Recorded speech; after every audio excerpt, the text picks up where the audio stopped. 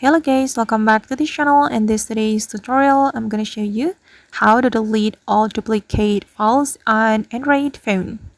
Okay, first of all, if we want to delete all our duplicate files on our Android phone, we have to go to the file manager. This is my file manager and I'm going to click on it, and here we can select the manage storage. Okay, and click on the duplicate files since we want to delete our duplicate files. All right, and you can select a duplicate files you would like to delete on your Android phone. But if you want to remove all of the duplicate files, we can click on select all duplicates, then click on delete files right here.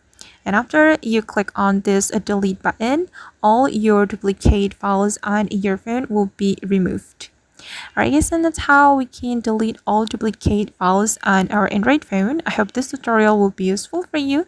Thank you so much for watching, and if you found this tutorial helpful, don't forget to hit the like button, leave your comments, and also subscribe to this channel. See you on the next video.